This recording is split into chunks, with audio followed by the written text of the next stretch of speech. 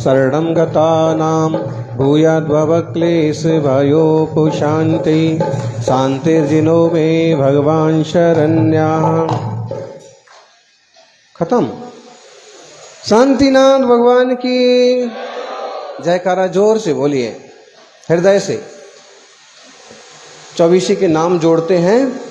उसहाजिए संभव ही नंदन सोमई भौम सुपास चंद जिण उपयंत सीयल से अंसा वासुपूज्य जिण विमल अनंता वासुपूज्य जिण विमल अनंता धम्म संति कुंथो अर्मल्ली मुनिसो बैणमिनेमि महल्ली पासणाह महावीर महेशम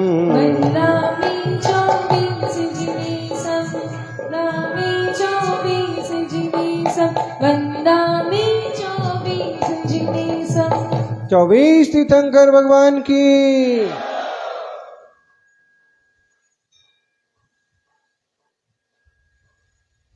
वर्तमान जिन शासन नायक वर्तमान महावीर भगवान की, आचार्य श्री आदि सागर जी महाराज की, आचार्य महावीर कीर्ति महाराज की, तपस्वी सम्राट गुरुदेवाचार्य श्री सन्मति सागर जी महाराज की, बोली परम पूज्य चक्रवर्ती राष्ट्र गौरव आचार्य भगवान श्री सुनील सागर जी गुरुदेव की।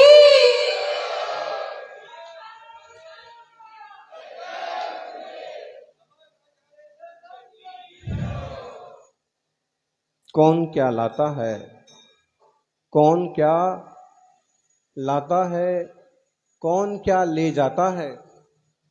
अगर शरण ले जिन वाणी की तो आत्मा ही परमात्मा बन जाता है। जिन वाणी की शरण लेने से आत्मा परमात्मा बनता है। भीतरागी चरणों का आश्रय लेने से जीवन में भीतरागता आती है। सीखना चाहे तो मुनि की मुद्रा भी सिखाती है, और ना सीखना चाहे तो अरहंत की वाणी भी कुछ काम नहीं आती है। सौभाग्यशालियों, कभी अपनी निंदा भी करना सीखो, कभी अपनी आलोचना भी करो, कभी प्रतिक्रमण भी करो। एक जमाना था कि अगर कोई गलती हो जाए तो गुरु के पास जाकर के प्रायश्चित लेने का बड़ा आग्रह हुआ करता था। और अब ना कोई पंचायत काम करती है, अब ना कोई समाज की बात मानी जाती है, और अब लोगों को प्रायश्चित लेने की भी जरूरत महसूस नहीं होती है।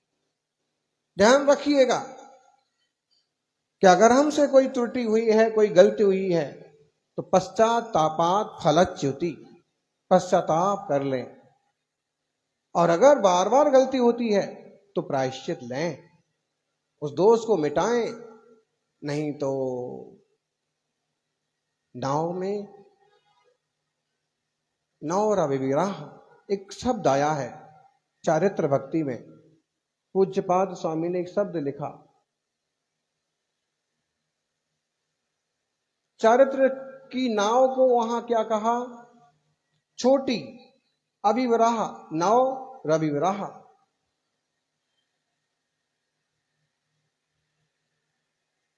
देखो इस श्लोक में कहां पर आया है? लग्घी भवोदन बतो। छोटी नाव है, लेकिन ऐसी नाव है यह चारित्र की नाव कि जिसमें छेद नहीं है। नाव छोटी हो और बिना छेद की हो तो वो आपको नदी और सागर पार करा सकती है, लेकिन नाव बड़ी भारी हो और छेद हो तो भी कहीं भी डुबा सकती है। इसलिए चारित्र की, संयम की, संकल्प की छोटी सी नाव क्यों ना हो, जीवन में जरूर होना चाहिए। आप कहो कि गलती हो गई, अब क्या करें?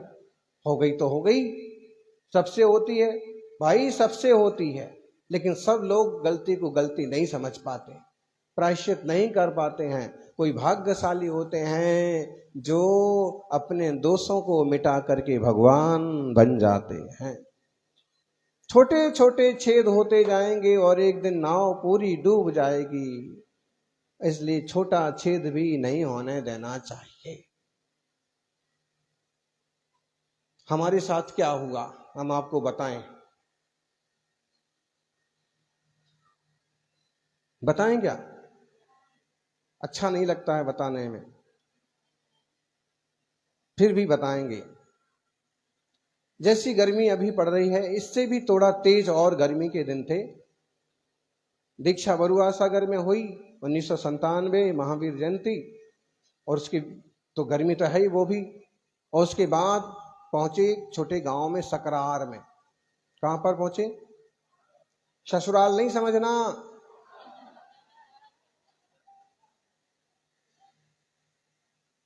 छोटा गांव था। अंगूठा तपस्वी में इसका उल्लेख हुआ है संक्षेप में। तो यह हुआ कि गुरु महाराज के कक्ष में एक पुस्तक रखी थी। आचार्य महाराज ने उसका एक प्रसंग सुनाया कि बोले, मेरी स्मृति पुस्तक में लिखा है कि जब आचार्य श्री शांति सागर जी की के पट्टाधीश महावीर सागर जी की समाधि हुई, तो बाबा जी, सूरजमल जी, ज्ञानमती जी उस समय, और उस समय के साधुओं ने सबने आग्रह किया महावीर कीर्ति जी से कि आपके कर कमलों से निर्यापकत्व में वीर सागर जी की समाधि हुई है, और इस समय आप ही सबसे बड़े साधु हैं, ज्ञानी ध्यानी हैं, इसलिए इस पट्ट को आप स्वीकार करें। तो महावीर कीर्ति जी ने कहा कि भाई, मेरे गुरु अंकलिकर आचार्य आदि सागर जी का पट्टाधीश पद मेरे पास है, आचार्य पद मेरे पास है, मैं ये पद नहीं लूंगा। निर्लोभता देखिए आप, आजकल तो कितने पद हैं, सारे पद हमको दे दो। एक तो निर्लोभता देखो, तो मैं नहीं लूंगा। मैं समझता हूं कि शिव सागर जी महाराज इसके योग्य हैं, उन्हें ये पद देंगे और हम खुद संस्कार करेंगे। इससे क्या होगा?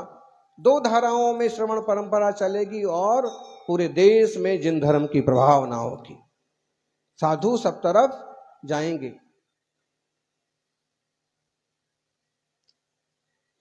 इस टाइप से मिलता जुलता बोले इस किताब में लिखा है। अब हम एकदम नए थे, वो किताब भी पहली बार देखी और ये वाला विषय भी पहली बार सुना, तो मैंने सोचा कि किताब उठा करके अपन पढ़ेंगे। तो उनके रूम में से उठा करके ले आए किताब।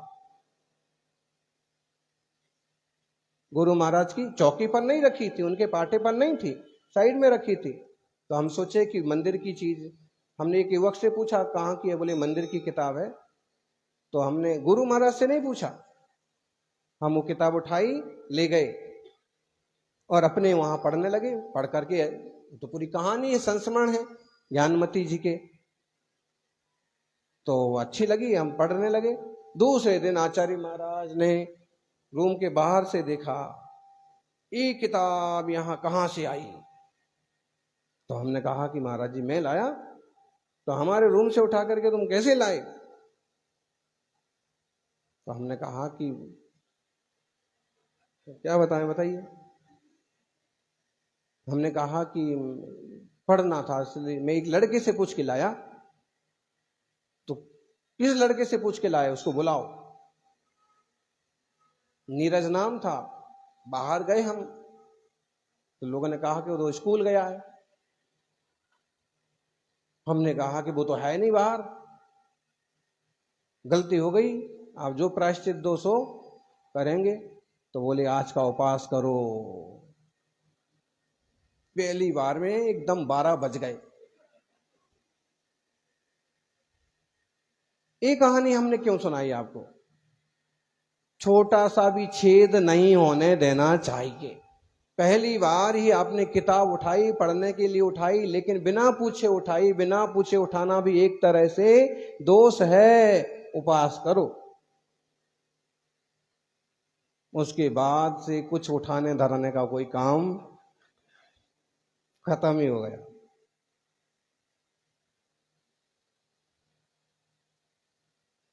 आज अपन जो श्लोक पढ़ने वाले हैं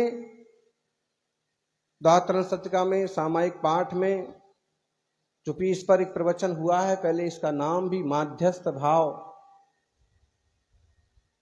सारे 32 प्रवचन है। तो 8वां जो श्लोक है वो ये इस तरह की बात कर रहा है।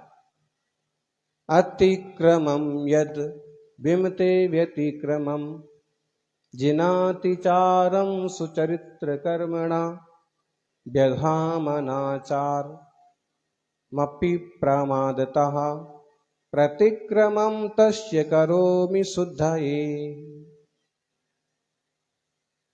सत्य अहिंसादिक व्रत में भी मैंने हृदय मलिन किया, व्रत विपरीत प्रवर्तन करके शीलाचरण विलीन किया। 4 तरह से। कैसे? अतिक्रमम, व्यतिक्रमम, अतिचार, अनाचार। व्यक्ति अगर पतित होता है तो उसके 4 क्रम हैं। किस ढंग से? सबसे पहले अतिक्रमम। अतिक्रम में क्या होता है?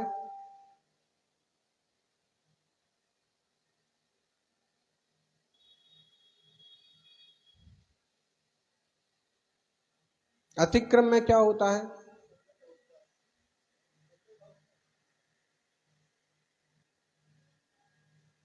बंदर का उपास, बहुत सारी कहानियां तो बहुत सारी हैं। अतिक्रम का मतलब होता है कि जो व्रत है, जो संयम है, जो संकल्प है, उसको तोड़ने की भावना की शुरुआत। व्यतिक्रम क्या होता है? उसको खत्म करने वाले दिशा में कदम बढ़ाना। अतिचार क्या होता है? उसको तोड़ देना नियम को। अनाचार क्या होता है? हमेशा के लिए, बोले एक बार हो गया तो आप जिंदगी भर के लिए, अब क्या? बंदरों का उपास कैसा? एक छोटी सी कहानी है। अनंत चौदस का दिन था। पहले दिन से ही बंदर देख रहे थे पर्युषण पर्व में लोग 10 उपास कर रहे हैं, कोई 32 उपास कर रहा है, कोई 16 उपास कर रहा है। और 16 और 32 उपास करके भी उनका कुछ नहीं बिगड़ा, जैसे के तैसे है। बंदरों ने सोचा कि भाई इतने सारे लोग इतने उपास करते हैं, अपन भी कम से कम अनंत चतुर्दशी का तो उपास करेंगे। बंदर उपास करते हैं, लेकिन कहानी में जो बंदर हैं उन्हें ठान लिया उपास करेंगे। योग संयोग कि श्रावकों को भी मालूम पड़ा कि बंदरों ने उपास किया है चतुर्दशी का। बड़ा अच्छा लगा, इनका भी पारणा करवाएंगे।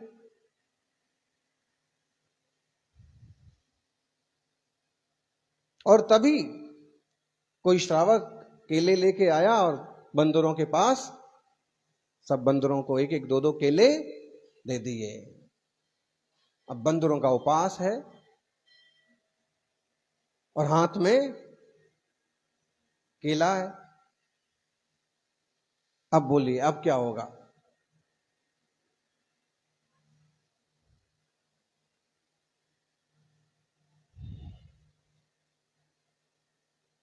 पहले तो अतिक्रम हुआ। जब उपास है तो तुम्हें केला लेना ही नहीं चाहिए था, और केला ले भी लिया तो अकेला नहीं बैठना चाहिए था।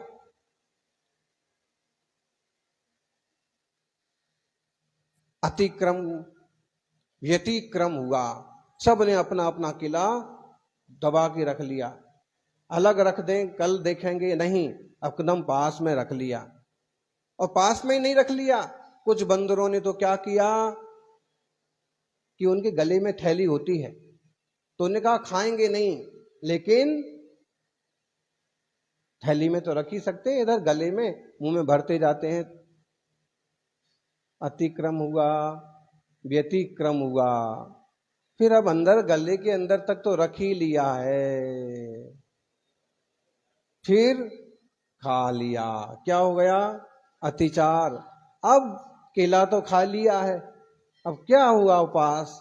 तो अब जो कुछ और मिला सो भी खा लिया, क्या हुआ? अक्सर कर ऐसा होता है। दोस्तों ने कहा था कि भाई चलो तुम्हारा रात्रि भोजन त्याग है, कोई बात नहीं, तुम नहीं खाना, लेकिन जब तुम्हारे लिए निमंत्रण आया है तो तुम्हें शादी में चलना चाहिए। और गए वहां पर, और वहां पर देखा कि यहां से लेके और आधे किलोमीटर तक हैं स्टॉल ही स्टॉल लगे हुए हैं। कहीं आइसक्रीम है, कहीं मटके वाली कुल्फी है, कहीं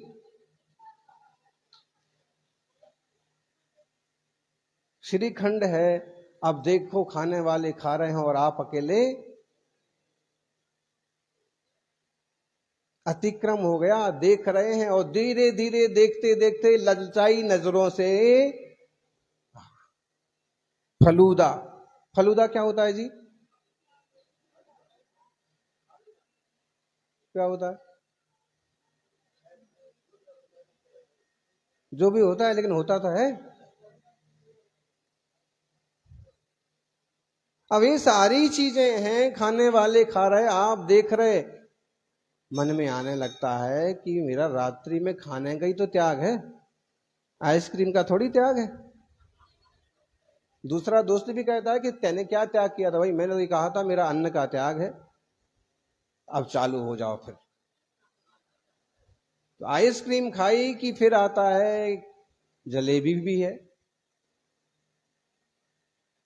आप देखिएगा, इतना सा नीचे सरकाना तो अतिक्रम हुआ। वैसे माहौल में गए क्यों? व्यतिक्रम हुआ, वैसी स्थित चीजों का स्पर्श वगैरह करना, लालच से देखना, ऐसा किया क्यों? अतिचार। फिर थोड़ा सा मुंह में खा लिया।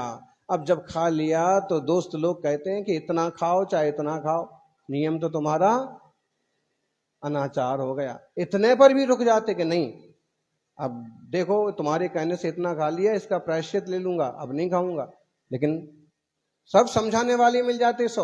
और फिर एक बार तो तूने खाया था हमारे साथ, और अब क्या का नियम? तेरा तो नियम टूट गया, रोज रोज चालू हो गए। क्या हुआ? यानी नियम इतना सा खंडित हुआ था, वो अतिचार हुआ था। वहां भी तुम रुक जाते तो इलाज संभव था, वहां भी नहीं रुके तो क्या हुआ? अनाचार हो गया, खत्म हो गया काम। लोग कहते हैं महाराज जी महीने में 4 दिन की छूट दे दो। छूट क्यों दे दो भाई? हैं?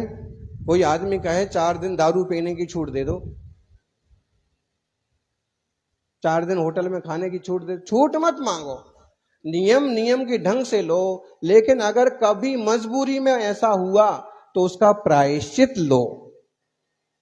क्या बहुत ज्यादा दबाव पड़ा दोस्तों का, या विपरीत परिस्थिति पड़ गई, या दिन भर से कुछ नहीं खाया और लेना पड़ा, तो फिर महीने में मेरे से 2 बार ऐसा दोष लगा, उसका प्रायश्चित दो। ये विधि हो सकती। नियम वापस ले लो, नियम वापस नहीं लिया जाता है। यानी वो कहानी आपने पढ़ी सुनी, महावीर भगवान का जीव जब भील की पर्याय में है, और भील की पर्याय में जब उसको कहा जाता है, वैद्य कहता है कि अगर तुम्हें ठीक होना है तो कौए का मांस तो, याद आया? और वो उस समय वो कहता है, उस समय वो पर्याय का जीव कि जिंदगी में मैंने कोई व्रत तो लिया नहीं, मैंने जैसे तैसे एक व्रत लिया, इसी को लोग तोड़वाने को तैयार हैं। मैं संकल्प ले चुका हूं, मर जाऊंगा लेकिन ये वाला व्रत नहीं तोड़ूंगा। उसका फल क्या होता है? उसका साला वापिस बात बताता है कि नहीं तोड़ेगा तो तू स्वर्ग में देव होएगा। रास्ते में मुझे एक देवी मिली थी, और वो कहती थी कि मेरा पति बनेगा, तू स्वर्ग का देव बनेगा। उसने कहा हो, इतने छोटे से नियम से मैं देव बनूंगा? तो मैं तो सब प्रकार के मांस का, मदिरा का, खाने का, पीने का, सबका त्याग करता हूं और अरहंत देव की शरण को स्वीकार करता हूं। उसका परिणाम हुआ कि वह जीव भील से सौधर्म स्वर्ग का देव बन गया। संकल्प लो, उस पर अटल रहो, अमल करो। कभी कहीं दोष लग गया तो गुरु जी से प्रायश्चित लो। अगर आप छूट रखोगे, छेद रखोगे, तो इतना सा छेद इतना बड़ा हो जाएगा। छेद नहीं करना, नियम नहीं तोड़ना, रास्ते नहीं निकालना। बोले आलू का त्याग है, आलू का त्याग है।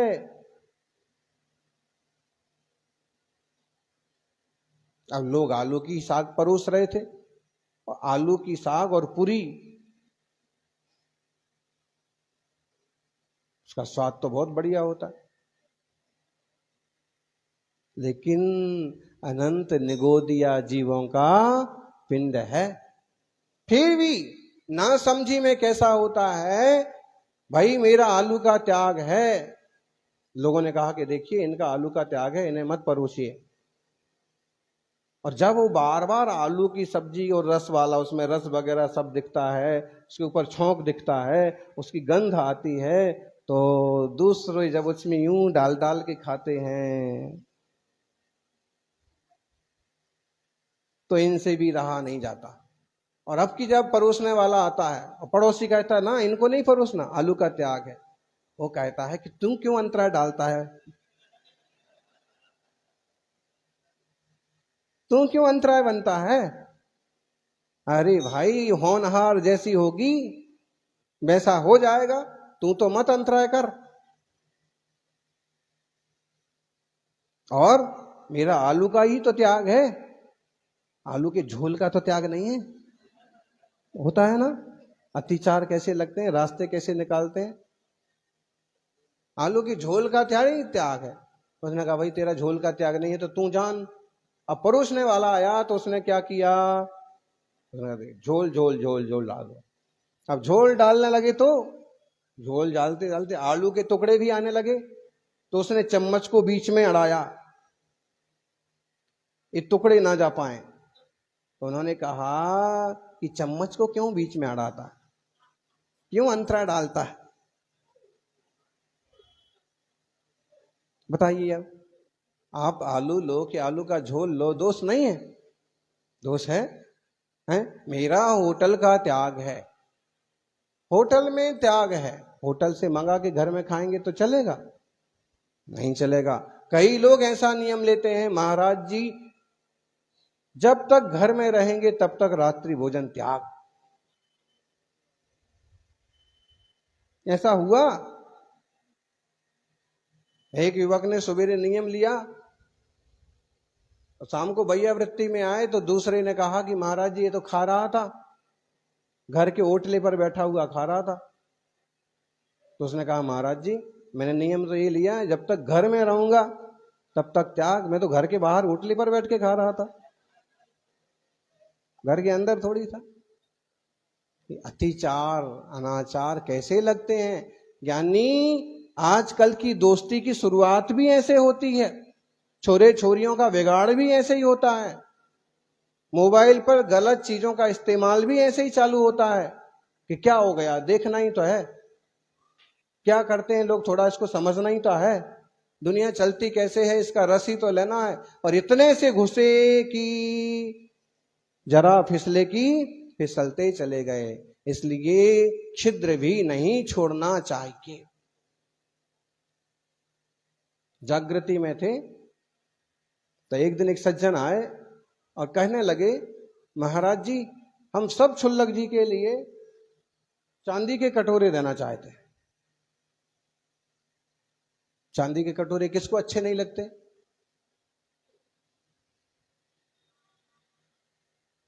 हमने कहा भाई क्यों देना चाहते हो, मेरी इच्छा है, भक्ति है। मैंने कहा चांदी के कटोरे मत दो, क्योंकि अगर इनको तुमने चांदी के कटोरे दिए तो फिर एक सामायिक कम करेंगे, कटोरे की रखवाली ज्यादा करेंगे। ये आहार करके ऐसे जैसे ये न्यू निकल पड़ते हैं ना, फिर ऐसे निकल के नहीं आएंगे।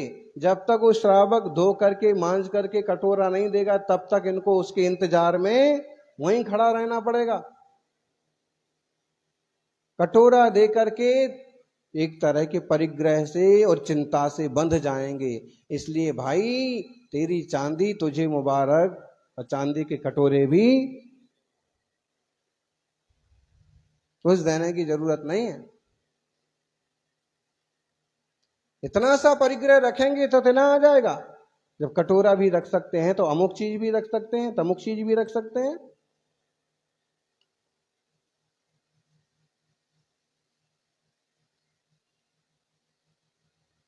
एक सज्जन पूरा चांदी का सिंहासन बना के रख लिए, इसे स्वीकार करो।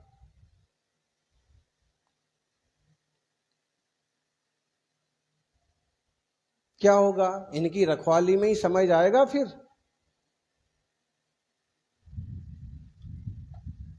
चैतन्य की चिंता करने की बजाय जड़ की चिंता चालू हो जाएगी।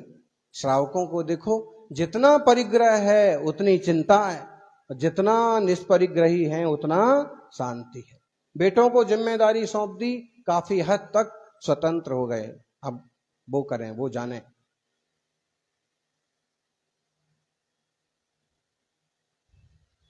यहां पूछने लगे हमको, महाराज जी किसी को कुछ देना तो नहीं है? मैंने कहा भाई किसको क्या देना है? किसी को कुछ देना तो नहीं है। अरे किसी को कुछ नहीं देना है, बस साधु कभी आहार के निमित्त से निकले तो उसको पड़गा लेना है और केवल आहार देना है। बाकी तो सब यथा योग्य ढंग से चलता रहता है। उसमें साधु का क्या रोल?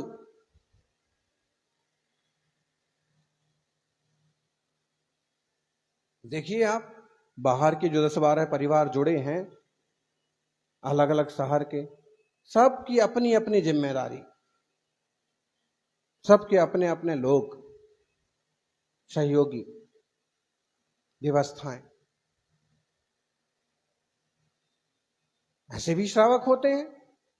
कुछ श्रावक ऐसे होते हैं कि नगर में साधु पधारे तो जब तक साधु विराजित रहते हैं हमेशा पड़गाहन करते हैं। कुछ ऐसे होते हैं हिम्मत करके 1 दिन 2 दिन 3 दिन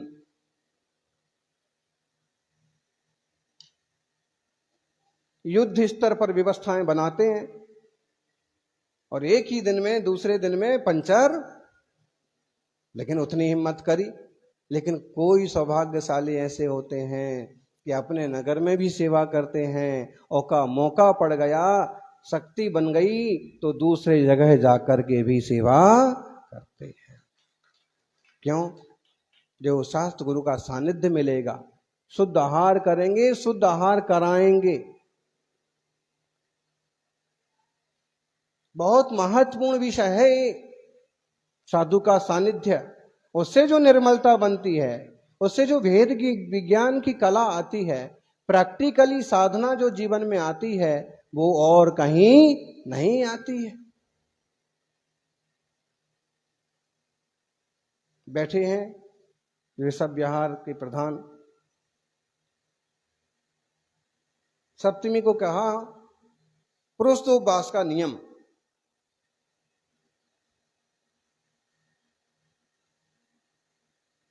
तो हमने सिर्फ देखा, ऐसे टोका नहीं,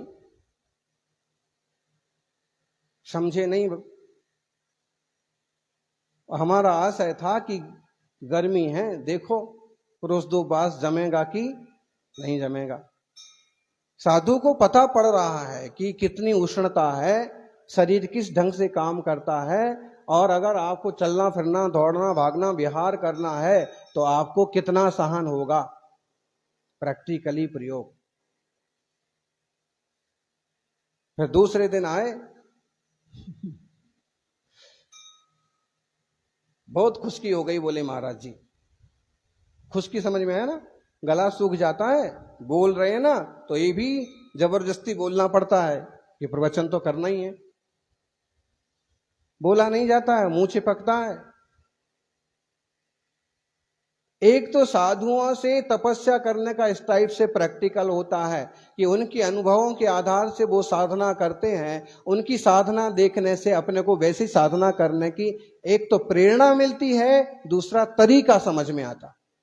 ऐसा नहीं कि प्रोषद करना है तो तुम जेठ के महीने में भी बिल पढ़ो, नहीं, इस समय उसका रूप बदलो और इस समय आप इस ढंग से करो ताकि आपको बहुत ज्यादा बेचैनी और वेदना ना हो, व्रत भी हो और निर्दोष भी हो।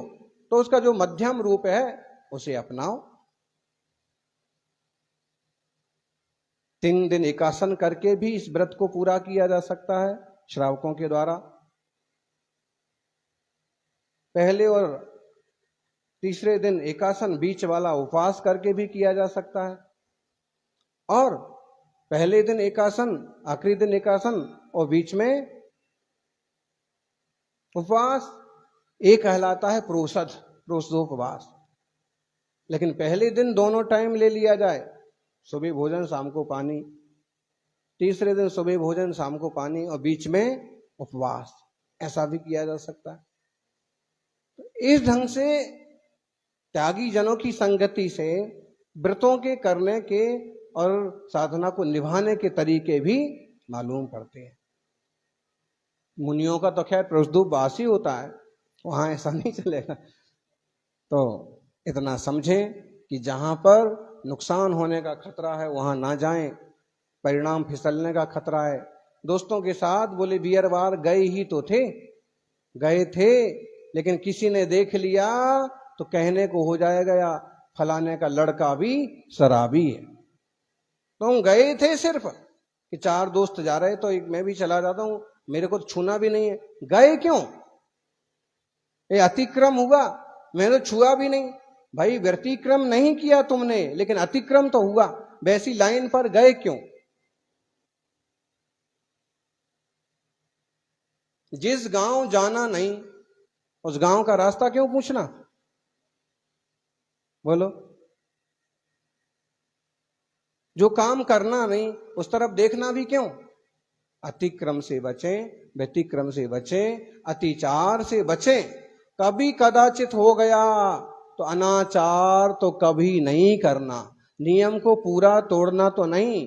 नियम था अभिषेक का, 1 दिन नहीं हुआ, 2 दिन नहीं हुआ, 3 दिन नहीं हुआ, कोई बात नहीं, चौथे दिन चालू कर दो। मजबूरी में भूख के कारण से, व्यापार के कारण से रात को 1 बार खा लिया, 2 बार खा लिया, बाहर गए 3 बार खा लिया, कोई बात नहीं, प्रायश्चित ले लो। थोड़े से कोई प्रायश्चित बता देंगे महाराज जी, अपना नियम वापस चालू कर दो। इतना महान व्रत का व्यापार कभी छोड़ना नहीं चाहिए। कई लोग व्रती नहीं बनते हैं। अगर हमें कभी अमेरिका गए और पानी ना मिला तो, अरे जब जाओगे और जब ना मिलेगा तब की बात दूर है, एक बार नियम तो ले। वहां पर भी कोई ना कोई तो नारियल पानी लाके देने वाला मिल ही जाएगा, मिल जाता है। कुछ ना कुछ सहयोगी हर जगह मिल जाते हैं। संकल्प लेना, अच्छे से पालन करना। संकल्प करने से आत्मा की शक्ति बढ़ती है, निर्मलता बढ़ती है, शांति, सहजता, आनंद से आपका जीवन परिपूर्ण हो और सूर्य नगर वालों, सूर्य की तरह आपका आत्मा भी प्रकाशमान हो, यही मंगल भावना। जय बोलिए